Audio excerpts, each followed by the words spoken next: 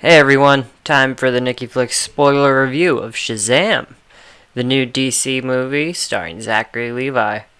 So, let's just get right on into it. This is full spoilers. I'm just going to talk about things that I liked in this movie that I couldn't talk about in the non-spoiler review.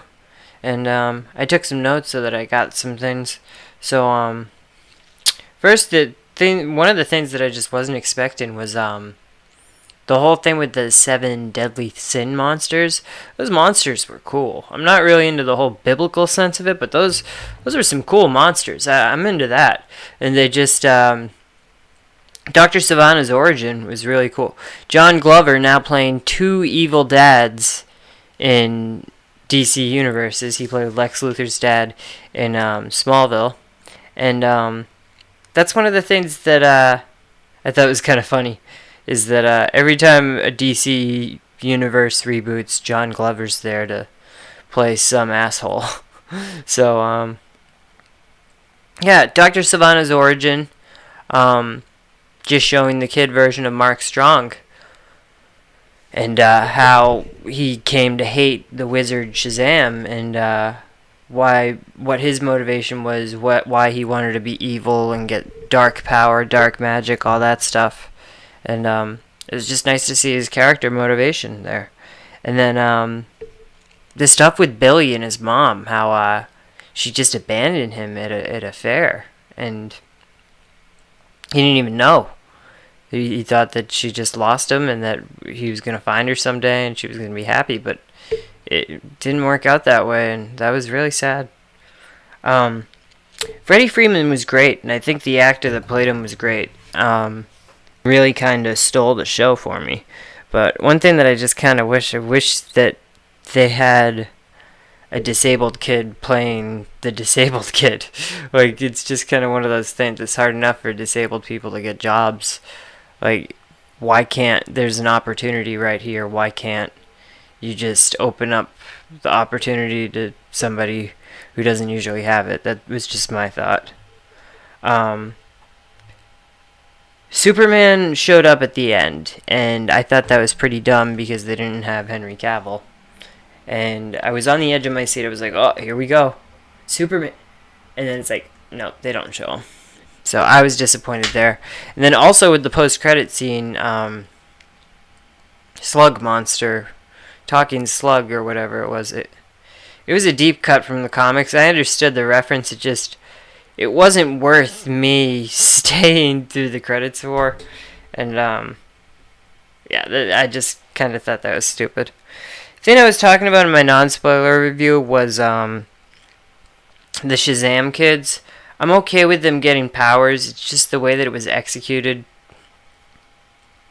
I didn't like that there were four bad actors there to cast to play the Shazam kids grown up, and because I actually really liked the actors that played the kid versions of them. I thought they were really good. I thought they were really true to the comic book version of those kids. What I wish had happened was in Flashpoint, the Shazam kids all say Shazam, and then they just turn into one Shazam. And I wish that had been what happened. They just had become a more powerful Zach Levi, perhaps in the blue suit. And I just thought that would have made Shazam more special. Like, those other kids could only become Shazam when they all hold hands and do the thing. So I just thought that kind of cheapened Shazam a little bit.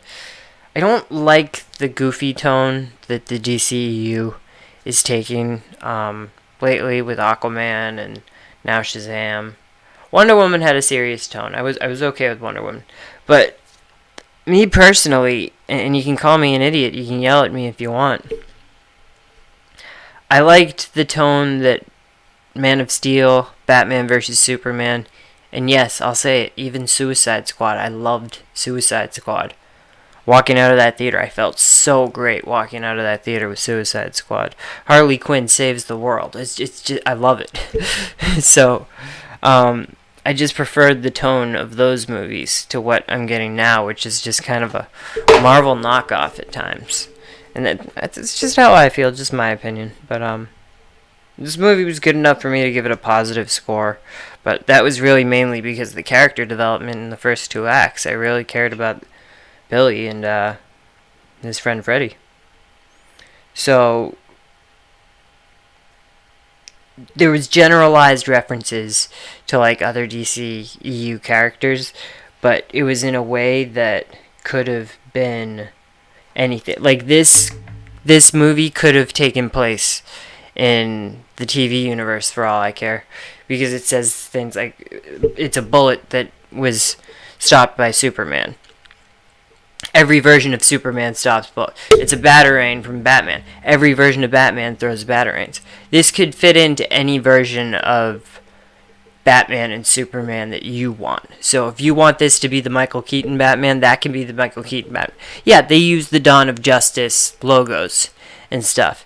It's just, you can say that's your ideal version of Superman if you want. And great part about Freddy is that he dresses like me.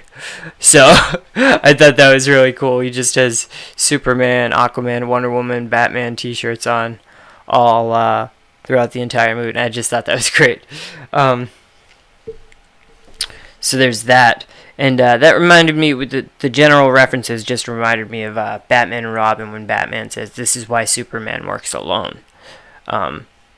Which Superman doesn't really work alone. It's been a while since I've seen Superman work truly alone. Like, they don't really do that anymore.